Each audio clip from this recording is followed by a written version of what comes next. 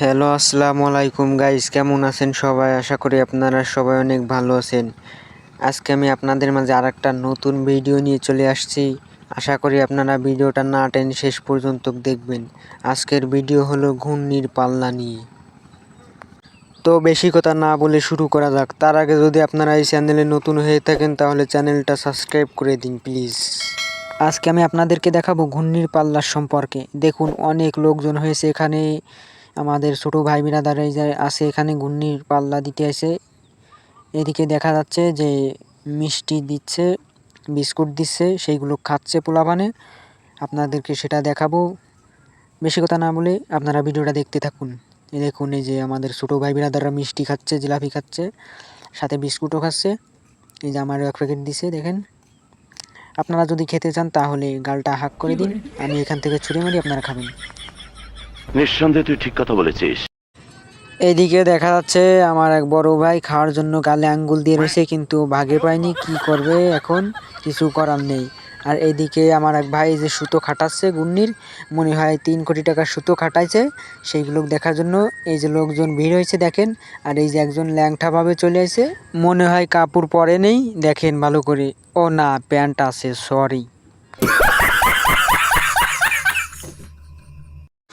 এইদিকে দেখা যাচ্ছে কত সুন্দর দুটি ঘূর্ণি আছে।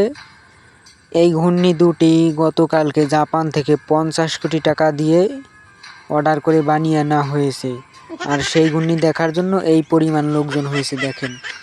ওইদিকে দেখেন একটা লোক 3টা ঘুড়ি নিয়ে যাচ্ছে। ও ঘুড়ি উড়ানোর আগেই ওর ঘুড়ি ফাস্ট হয়ে গেছে, বুঝছেন? তাহলে কীরকমভাবে উড়ছে আপনারা তো বুঝতেই পারছেন। তার কারণে ওর ঘুড়ি আর উড়ানো হয়নি। ও চলে যাচ্ছে বাড়িতে রাগ হয়ে। এইদিকে দেখা যাচ্ছে যে একটা লোক ওই যে মিষ্টি খাওয়াচ্ছে সবাইকে। এই যে হাইটে আসতেছে, আপনারা দেখেন। আর এদিকে দেখেন যে কতগুলো লোকজন হয়েছে ওখানে। মানে ওখানে আমাদের একটা ঘুড়ি উড়ানো হয়েছে, বুঝছেন? আমরা একটা ঘুড়ি উড়াইছি, সেই ঘুড়িটা দেখার জন্য ওইখানে অতগুলো লোকজন হয়েছে। আপনারা ভালো করে দেখে নিন। বলেন কি? এইদিকে দেখা যাচ্ছে আমার ভাই বিরাদাররা ঘূর্ণির সুতো নিয়ে টানাটানি করতেছে। আপনারা দেখেন ওই যে ছাদের উপর থেকে নিচে দেখেন কত লোকজন আছে। মানে ঘূর্ণি কাইটে গেছে, বুঝতেই তো পারতেছেন আপনারা। এই যে কত লোকজন হয়েছে, সুতো নিয়ে টানাটানি করতেছে, এখনো ঘূর্ণি পাওয়া যায়নি। আপনাদের কি মনে হয় যে আমরা কি ঘূর্ণি পাবো আসলে? মানে এখান থেকে অনেকগুলো ঘূর্ণি কাটছে, বুঝছেন? এই যে দেখেন টানাটানি করতেছে যে সুতো আমার হাতে। আপনাদেরকে ইতিমধ্যে দেখাবো যে আমরা কয়টা ঘূর্ণি পেয়েছি। আপনারা প্রস্তুত থাকুন দেখার জন্য। আপনারা যে ভালো করে দেখুন, এখানে 3টা ঘূর্ণি আছে, 3টা ঘূর্ণির দাম 3 কোটি টাকা।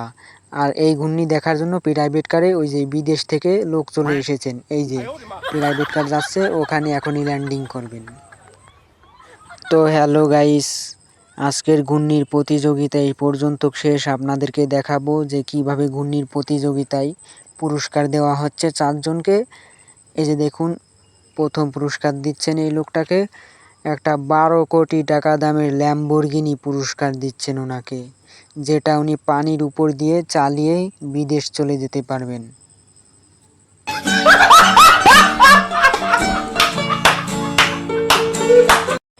এই যে দ্বিতীয় পুরস্কার পাওয়ার জন্য আর একটা মুরব্বি চলে এসেছেন, আপনারা দেখতেই পাচ্ছেন।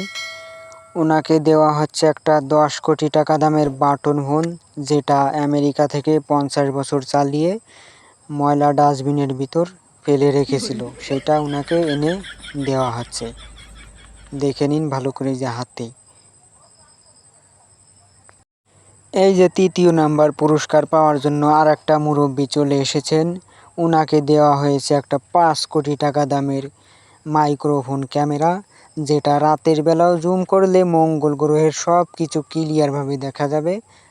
উনি সেটা কোনোদিন কল্পনাও করতে পারেননি।